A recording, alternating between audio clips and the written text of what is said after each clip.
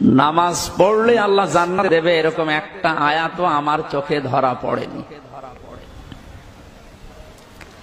আসসালামু আলাইকুম আরহামতুল্লাহি ওয়াবারাকাতুহু। কারো সমালোচনা করা আমার উদ্দেশ্য না, মানুষের নিকট সঠিক মেসেজটি পৌঁছে দেওয়াই আমার উদ্দেশ্য। আমির হামজা ভাই নিজেকে মুফাসসির দাবি করে, তার মানে সে অবশ্যই তাফসির পড়েছে। তো সে যদি তাফসির পড়ে থাকেন তাহলে কোরআনুল কারীমের ৬ থেকে ৭ জায়গায় সরাহাতান, সরিহ, কোনো কেনায়া না, একদম সরাহাতান নস আছে যে নামাজ পড়লে জান্নাতে যাওয়া যাবে। তাকে স্মরণ করিয়ে দিতে চাই সে কি সূরা মারিজের ৩৪ এবং ৩৫ নং আয়াত পড়েন নাই? এখানে তো আল্লাহ তাআলা স্পষ্ট বলেছেন, ওয়াল্লাযীনা হুম আলা সালাতিহিম ইউহাফিজুন উলাইকা ফি জান্নাতিম মুকরামুন।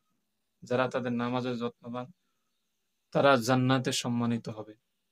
হইতে পারে হয়তো ওই দিন উনি ক্লাসই ছিল না, যেদিন এই আয়াতের তাফসীর চলতেছিল। নয়তো এরকম সরাহাতান মাস থাকা সত্ত্বেও সে কিভাবে বলে কোরআনুল কারীমের কোথাও নাই যে নামাজ পড়লে জান্নাতে যাওয়া যাবে। তারপরে আপনারা দেখতে পারেন সূরা মুদ্দাসসিরের ৪২ এবং ৪৩ নং আয়াতে এখানে আল্লাহ তাআলা স্পষ্ট বলেছেন নামাজ পড়লে জান্নাতে যাওয়া যাবে। তারপরে সূরাতুল বাকারার ২৭৭ নং আয়াত দেখতে পারেন, সূরা নিসার ১৬২ নং আয়াত দেখতে পারেন।